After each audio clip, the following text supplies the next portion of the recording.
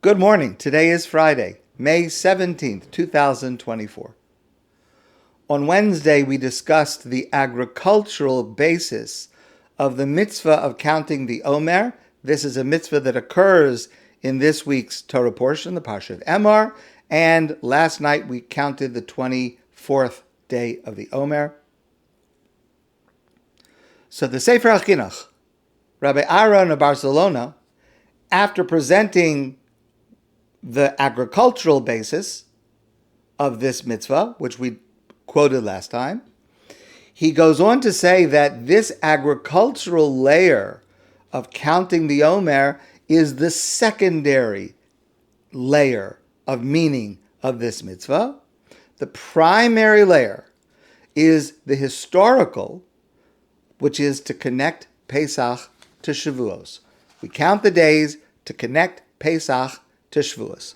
Mishrashrei HaMitzvah, he writes, at the root of this mitzvah, Levi shekol ikran shel Yisrael eino ela haTorah, that the main element for the Jewish people is the Torah.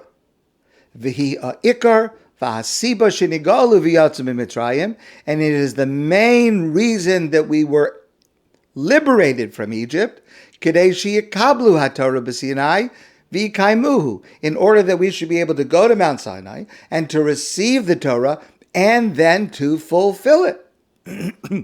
Umipnei kain, and because of this, nitztavinu, we are commanded, limnos mimachras yom tov shel Pesach, to count the days from the second day of Pesach.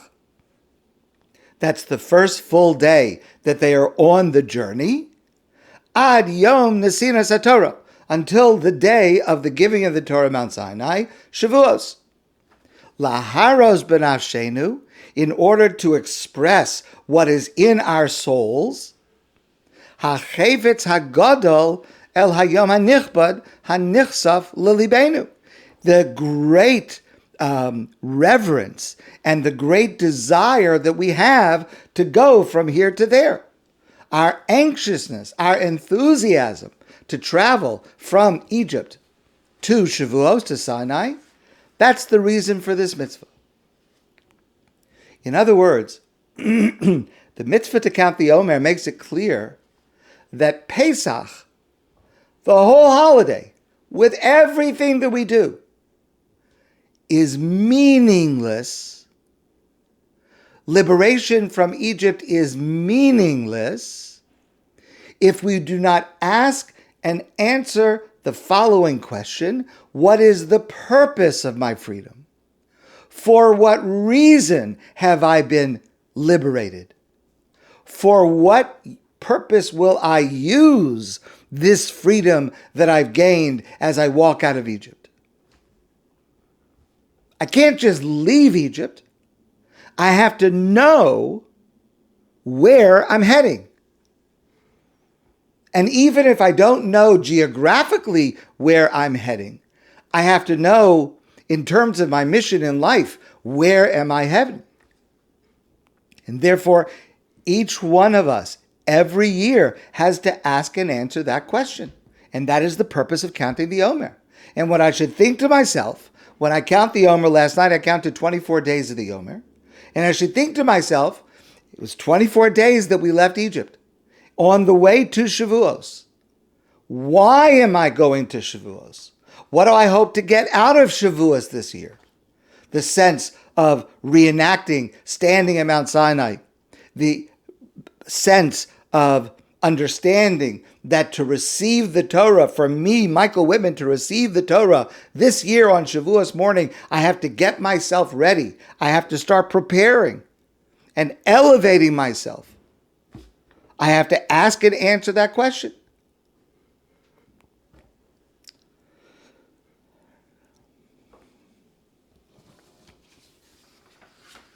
In Bereshis,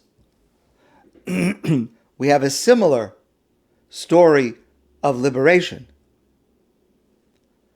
When Hagar flees from the home of Avraham and Sarah, she was a servant. She was being mistreated by Sarah, her mistress. and she ran away. So she was free. And you remember the narrative. A malach, an angel, appeared to her. And the malach said to her, "Where have you come from? And where are you going?" Rabbi David Wolpe points out, the angel asked two questions. Where have you come from? And where are you going? And Hagar answers, "I'm running away from my mistress Sarah."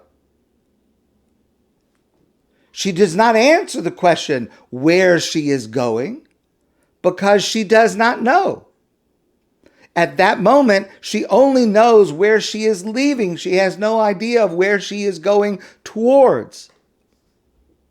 And that, as similar a liberation story as it may be, is markedly different. When God says for Moshe to tell Paro, "Shalach es ami veyavduni," demand of Paro that he liberate the slaves in order that they may serve God. It's not just to get away from Paro. Yes, of course, that's part of it. It's not just to escape the persecution. Yes, of course, that's part of it. But an essential element is always, but we know where we're going. V'yavduni. We may not know the geographical location, but we know the purpose, the mission for which we are leaving. V'yavduni, to serve God. Now, this transition, as I've shared with you before, is expressed in the two paragraphs of the Haggadah. We discussed this a few weeks ago. In the Haggadah on Pesach night, there are two different paragraphs that talk about matzah. The first paragraph that talks about matzah at the beginning of the Seder says, "Halach ma'anya," this is the bread of poor people. It starts off with our being in Egypt, slaves. And near the end of the Seder, the end of Magid, we have the passage, "Matzah zusha nu ochlim al shumah." Why do we eat matzah on Pesach? Al shum shelo hispik b'tzekom shel avoseinu lahachmitz, because the Jewish people did not want to wait until the dough was risen. V'lo yachlu lehisma mea. They did not want to tarry. They did not want to delay. They wanted to go right away to Egypt. To Har Sinai. And what we are learning there is when, at the moment of our liberation, when we finally had the chance to eat anything in the world, we have no need to eat matzah anymore because we're not slaves anymore. When we gained our freedom from slavery, we chose what we were going to do with it. We chose that we would continue eating the same matzah that poor people eat. Now, not because we're poor people, but because we're people with a mission. We're people on the run. We're people who are anxious to get to our destination. So we're not going to wait for nice bread to be baked. We chose what to do with our freedom. To rush to Sinai. Not to pack. Not to wait till the dough rises. But to rush. Not just from slavery and persecution, but freedom to be commanded in the commandments at Mount Sinai.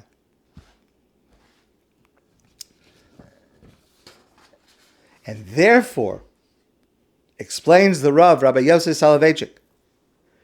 You remember, on Wednesday we discussed the opinion that counting the Omer is only a rabbinic commandment in memory of the agricultural rituals associated with it. But according to this understanding, the Rav says, according to this understanding, this is now a mitzvah d'oraisa. It's a biblical obligation. Our standing in counting the Omer is precisely the same standing as those Jews traveling from Egypt to Sinai. And so we have a biblical obligation to count these days, because we also are rushing to Sinai, preparing for Sinai. So therefore, the question of the Rav that we discussed on Wednesday returns. So why on the first night that we count the Omer, why do we not make a bracha shehecheyanu? Whenever a mitzvah comes from one time a year, we make the bracha shehecheyanu. Thank you, God, for allowing me to reach this moment. So last time we said that because it's a rabbinic mitzvah and because it's a reminder really of what we're missing, that we do not have the Beis HaMikdash, it's not purely joy, and so we don't make a bracha shehecheyanu. But if this is the mitzvah d'oraisa, if it's the same mitzvah that was fulfilled by our forefathers and foremothers, so why should we not make the bracha shehecheyanu? And here the Rav explains slightly differently. Because the essence of this mitzvah of counting the Omer means we haven't reached it yet. We're running towards a goal. We're enthusiastic about getting to that goal. But we're not there yet. The bracha of shehecheyanu is in its essence a bracha of having reached a certain moment. We reached the moment, thank God, of this year's Pesach. And so we make the bracha shehecheyanu. And when we reach Shavuos, we'll make the bracha of shehecheyanu when we make Kiddush. And when we reach Rosh Hashanah, we'll make a bracha when we hear these shofar, shehecheyanu. Thank you, God, that we have reached this moment. But the essence of the mitzvah of counting the Omer is not about reaching the moment. It's about the journey towards the moment. And therefore, that is antithetical to the nature of this bracha of shehecheyanu. We have not arrived. We are now on day 24. We're getting there. We're preparing, hopefully, but we're not there yet. We finished 24 of the 49, but we have not reached the goal, and therefore the bracha of shehecheyanu is not appropriate. Finally, the Rav, Rabbi Yosef Soloveitchik, provides a deeper insight to this mitzvah of counting the Omer. Last night we counted 24 days of the Omer, leading to the 50th day, which is Shavuos. We count 49, then the next day is Shavuos. Counting the Omer is a bridge between the past and the future. Today's number, 24, is meaningless unless there was a 23 after, and unless there will be a 25 later. And this message is particularly relevant to us today as we have just finished the period of the year where we have observed these three crucial days, Yom HaShoah, Yom HaZikaron, Yom HaAtzmaut, and coming up soon, Yom Yerushalayim. The common denominator of each of these days is we must be cognizant of our past in order to appreciate our present and form our future. My friends, I wish you a great day and a lovely Shabbos, and I look forward to seeing you soon in person.